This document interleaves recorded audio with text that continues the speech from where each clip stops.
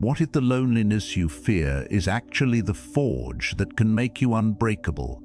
For years you may have chased noise, validation, and distraction, only to feel weaker every time the world pulled away.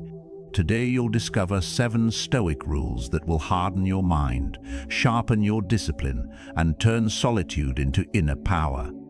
Some of these lessons will challenge your habits. One of them may expose the very weakness that keeps you dependent on people who do not strengthen your soul.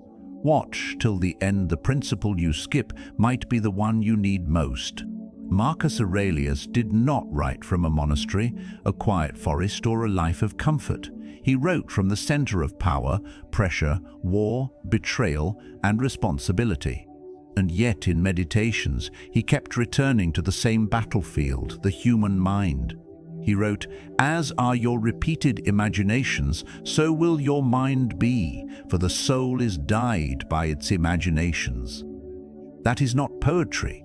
That is a warning. Your inner life is not neutral. It is either making you stronger or making you easier to break. Look around at the age you live in now. Endless notifications, shallow approval, constant comparison. A culture that teaches you to fear silence because silence reveals what you have not mastered. That is why Stoicism matters now, not as decoration for your bookshelf, not as quotes for social media, but as armor for a distracted age. Even modern psychology now shows that solitude, when reframed with intention, can increase calm, improve emotional regulation, and strengthen a sense of agency instead of emptiness. This is where most people fail. They think being alone means being abandoned. The Stoics saw something deeper. Solitude can be training. It can strip away performance. It can reveal whether you are ruled by appetite, fear, ego, or reason. And if you learn to use it correctly, it becomes a place where your character is forged before life tests it in public. In this video, we'll explore 7 Stoic rules that will help you master your impulses, stop fearing rejection, convert pain into discipline, and build the kind of inner stability that no betrayal, delay, insult, or setback can easily destroy. Listen carefully. These are not soft ideas. They are survival principles for the soul. Rule 1. Master what you control. Epictetus wrote in the Enchiridion, "Some things are in our control and others not. Things in our control are opinion, pursuit, desire, aversion, and, in a word, whatever are our own actions." This profound truth has guided warriors, leaders, and philosophers for centuries. What does this really mean? It means your peace is destroyed the moment you hand your emotional life to what was never yours to command. Other people's affection, timing, loyalty, recognition, and opinions are unstable ground. The Stoic does not become cold. He becomes clear. He understands that suffering multiplies when you try to govern external events with internal panic. In modern psychological terms, emotional stability rises when attention returns to what can actually be chosen, directed, and practiced. The mind becomes steadier when it stops wasting strength on fantasy control. This solves one of the deepest pains in your life, the pain of emotional dependence. You wait for the text, you overanalyze the silence, you replay conversations. You build your worth around whether others include you, praise you, want you, or stay. And every time you do, you become fragile. You live like a man standing on ice, shocked each time it cracks beneath him. Ignore this rule, and your mood will always belong to someone else. So, what do? Tomorrow morning, before you touch your phone, divide your world in 2. Ask, what is mine and what is not? Your effort is yours. Your posture is yours. Your posture is yours. Your schedule, your word, your restraint, your standards, your next action, these are yours. At work, stop obsessing over whether you are noticed. Focus on whether your work is precise. In relationships, stop trying to force reassurance. Speak honestly then. Let character, not clinging, do the rest. During stress, say this: my task is action, not control of outcomes. That sentence alone can save hours of misery. Most people spend their lives wrestling shadows, but you do not have to. Weak minds beg the world to behave. Strong minds train themselves to respond well no matter how the world behaves. This is where unbreakability begins. Not in domination, not in isolation for its own sake, but in refusing to let chaos rent space in your soul. When you reclaim what is yours to govern, you stop living as a hostage. But knowing what you control is only the beginning. There is another enemy hiding inside the mind itself, and if you do not catch it early, it will poison everything. Let's move to Rule 2. Rule 2. Stop rehearsing disaster, Seneca wrote to Lucilius. There are more things, Lucilius, likely to frighten us than there are to crush us. We suffer more often in imagination than in reality. This profound truth has guided warriors, leaders, and philosophers for centuries. This principle cuts straight through a modern epidemic: anticipatory suffering. You are exhausted not only by what happens, but by what you keep mentally rehearsing. Stoicism does not deny danger. It denies your addiction to dramatizing it before it arrives. Seneca's point is brutally practical. The mind can fabricate wounds long before life delivers a blow. Anxiety often thrives on imagined futures, unchecked stories, and emotional prophecy. Neuroscience supports this in part. Emotion regulation improves when higher-order cognitive control interrupts runaway reactivity instead of feeding it. Think of what this solves: the sleepless night before a conversation that has not happened, the dread before failure that has not arrived, the shame over rejection that may never come. You suffer in advance and then call it preparation. But it is not preparation. It is self-sabotage dressed as caution. When you ignore this rule, you walk into every room already weakened by battles that never existed. Here is how to apply it. First, catch the sentence that begins your inner spiral. What if they leave? What if I fail? What if this goes badly? Then answer it with stoic honesty. It has not happened yet. Second, return to evidence. What is present now? Not what is possible, not what is feared, what is present. Third, prepare for difficulty without worshipping it. If a hard conversation is coming, outline your points, steady your breathing, and commit to truth. Then stop. Do not keep stabbing yourself with imagined scenes. At work, prepare the presentation. In relationships, speak cleanly.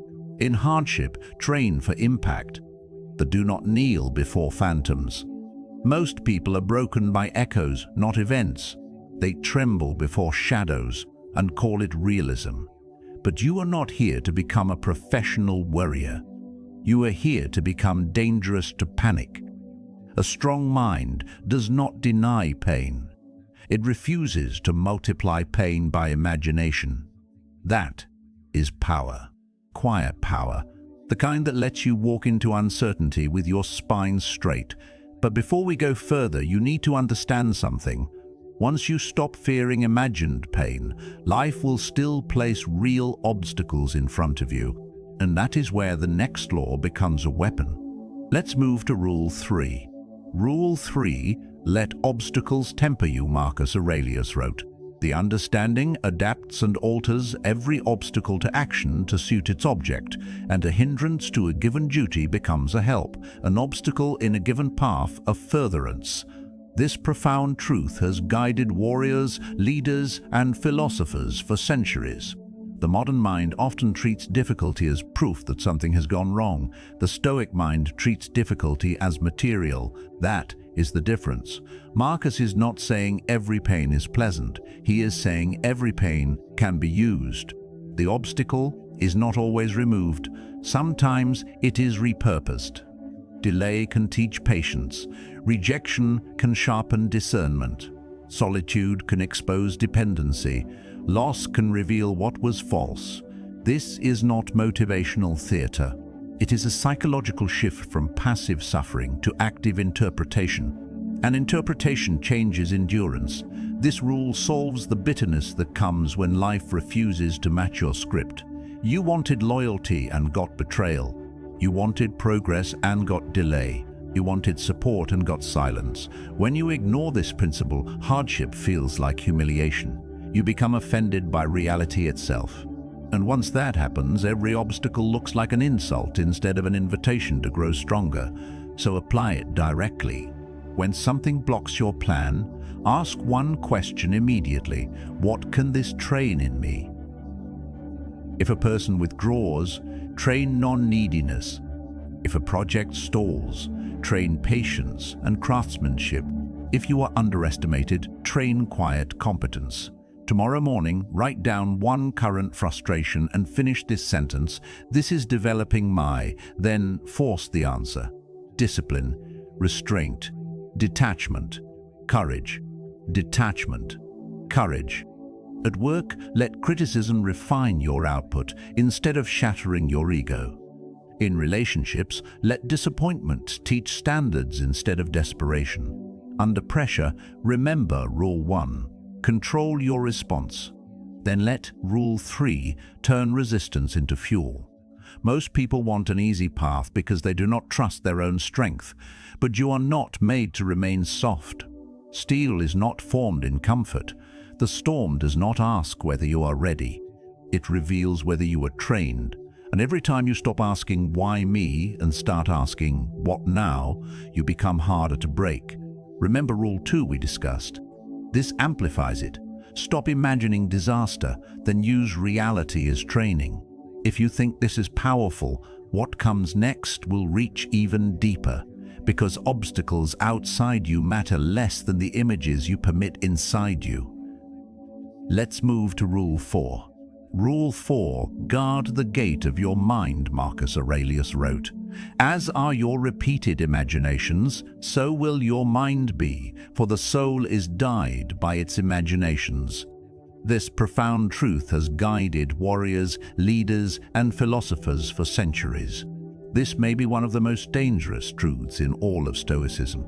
Your mind becomes what it repeatedly entertains, not once, repeatedly. You do not collapse because of one negative thought. You collapse because you keep feeding it, polishing it, revisiting it, defending it. Marcus is warning you that attention is formative. What you allow to loop becomes temperament. Modern psychology says something similar in different language. Repeated cognitive patterns shape emotional response. What you rehearse, you strengthen. This rule solves the inner decay that looks invisible at first. Resentment, comparison, lust for approval, revenge fantasies, self-pity, quiet envy. You may think these are private, harmless, temporary. They are not. They stain perception. They corrupt decisions. They make you suspicious, reactive, needy, distracted. Ignore this principle, and even when nobody attacks you, your own unchecked imagination will. So start practicing mental gatekeeping. Tomorrow morning, before the day enters you, decide what deserves entry. If a thought makes you weaker, slower, smaller, more dependent, question it. Do not baptize every thought as truth. At work, refuse the loop of "I'm behind, I'm failing, I'm losing." Replace it with the action question: what is the next worthy move? In relationships, stop replaying old injuries for emotional drama. If a wound needs action, address it. If not, release it. During stress, shorten the loop, breathe, name the thought, reject exaggeration, return to fact, and be ruthless about what you consume. If your inputs are poison, your inner climate will reflect it. Most people leave the gate open, then wonder why their inner kingdom is in flames. But you do not have to live invaded. You can become the kind of person who notices corruption early and cuts it off. That is not repression. That is sovereignty. A weak mind lets thoughts happen to it. A strong mind interrogates them, disciplines them, and aligns them with purpose. That is how solitude becomes clear instead of chaotic. But before we reach the most misunderstood lesson, remember this: a guarded mind needs a place to deepen, a forge. a silence, a testing ground, and that is where the next rule changes everything. Let's move to Rule 5. Rule 5. Use solitude as a forge, not a wound, Seneca wrote. Some things torment us more than they ought. Some torment us before they ought, and some torment us when they ought not to torment us at all. This profound truth has guided warriors, leaders, and philosophers for centuries. Solitude becomes unbearable when you interpret it as evidence that you are unwanted, behind, or incomplete. But Stoicism asks a harder question. What if solitude is not punishment? What if it is purification? Seneca teaches that suffering grows through distortion. Modern research echoes this. People who reframe solitude as beneficial can experience greater calm and low arousal positive affect, and positive solitude has been linked to freedom, agency, authenticity, and self-discover. This rule solves the panic that rises when the room gets quiet. When no one texts, you feel discarded. When you eat alone, you feel judged. When life removes an attachment, you rush to replace it, not because it was good, but because emptiness terrifies you. That is how people build lives around noise instead of character. Ignore this rule, and you will keep confusing company with strength. Here is the practical path. First, stop using solitude only as recovery after disappointment. Schedule it deliberately. A walk without headphones, a meal without screens, an hour of reflection before the world starts making demands. Second, give your solitude a mission. Journal the weakness you keep hiding in company. Ask what habits appear when no one is watching. Third, train your body and mind in that space. Read, lift, pray, think, write, plan. Let your alone time produce evidence of growth. In relationships, this keeps you from clinging. At work, it sharpens depth over performance. Under stress, it becomes the chamber where you hear your own reason again. Most people need constant witness because they have not learned to respect themselves in private. But you can become different. You can become the man who grows in silence, who does not need an audience to be disciplined, who does not mistake emptiness for abandonment. Solitude is not always comfortable. Good, neither is the forge. But the forge is where weak metal becomes useful. And yet solitude alone is not enough, because no matter how disciplined you become, there will be days when you still slip, still fail, still break rhythm. The question is what you do next. Let's move to Rule 6. Rule 6. Return after the fall, Marcus Aurelius wrote. Don't be disgusted, don't give up, don't be impatient if you do not carry out entirely conduct based in every detail upon right principles, but after a fall return again. This profound truth has guided warriors, leaders, and philosophers for centuries. This is where Stoicism separates itself from perfectionism. The goal is not never to stumble. The goal is to return without self-contempt. Marcus knew discipline would not be linear. He knew people fail their own standards, lose composure, waste time, relapse into vanity, anger, laziness, fear. The question is not whether you fall. The question is whether you stay down emotionally after the fall. Resilience is not the absence of collapse. It is the speed and honesty of recovery. This rule solves the destructive spiral of shame. You miss one workout, then abandon the month. You lose your temper once, then tell yourself you are hopeless. You answer loneliness with distraction, then bury yourself in more distraction because you already ruined the streak. That is not weakness of ability. It is weakness of return. Ignore this principle and one bad moment becomes a bad identity. So practice recovery like a discipline. When you fail, name it fast and without drama. I was lazy. I was reactive. I was needy. Clear language, no self-pity. Then make the next action clean. If you broke your routine, return the same day in a smaller form. 10 minutes of reading, a short walk, one honest apology, 1 page of planning. At work, correct the mistake instead of performing guilt. In relationships, own the flaw without begging to be seen as perfect. During stress, shorten the distance between awareness and adjustment. That is the mark of maturity. Most people do not lose because they fall. They lose because their ego cannot tolerate falling, so they hide, rationalize, postpone, and pretend. But you are stronger than that. You can look at yourself without flinching. You can repair without melodrama. You can become the kind of person who treats failure as feedback, not identity. That is how character is built, through repeated returns, not imaginary flawlessness. The most powerful lesson is coming up, but first remember this: returning to your path only matters if the path itself is worthy. Without a code, resilience becomes random, discipline becomes vague, solitude becomes directionless. So now we move to the final law. Let's move to Rule 7. Rule 7. Live by your law. Epictetus wrote, "Whatever moral rules you have deliberately proposed to yourself, abide by them as they were laws, and as if you would be guilty of impiety by violating any of them."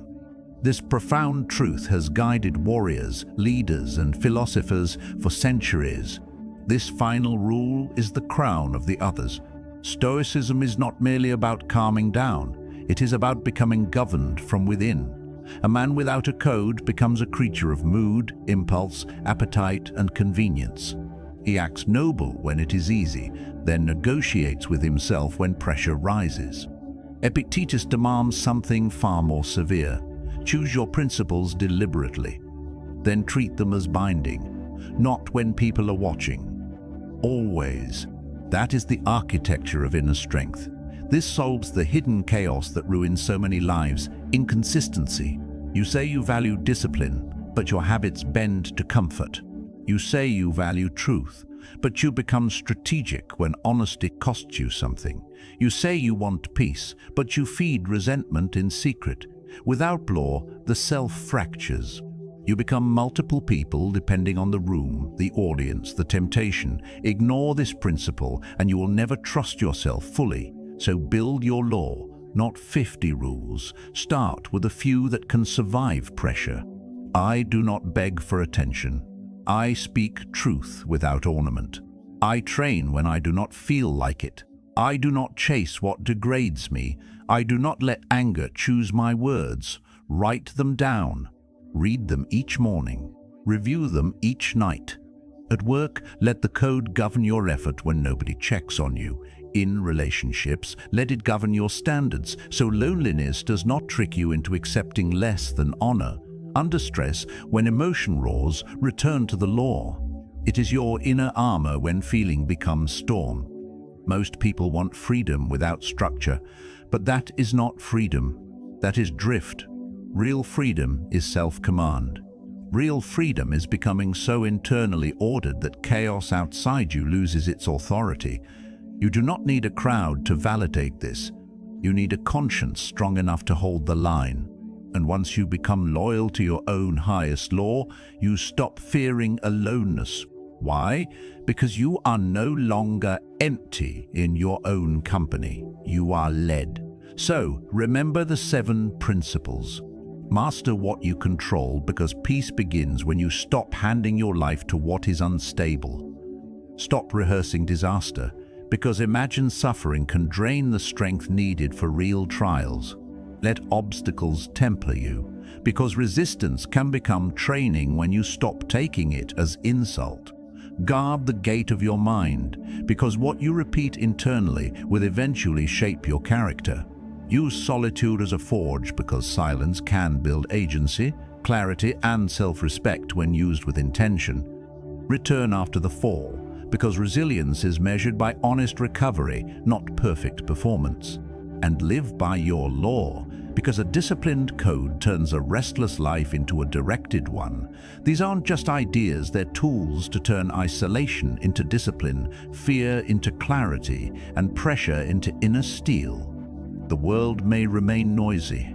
People may still disappoint you. Seasons may still change without your permission. But if you apply these rules, you will stop collapsing. Every time life becomes uncomfortable, you will become harder to manipulate, harder to distract, harder to shake.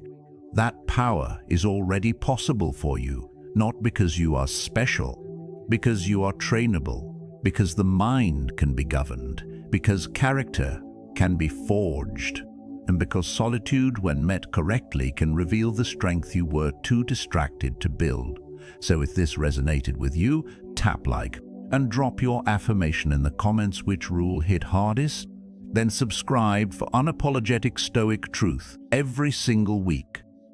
Do not run from the quiet. Enter it. Use it. Let it strip away your weakness and reveal your discipline. Become the master of your mind. Rebuild. Refocus. Rise.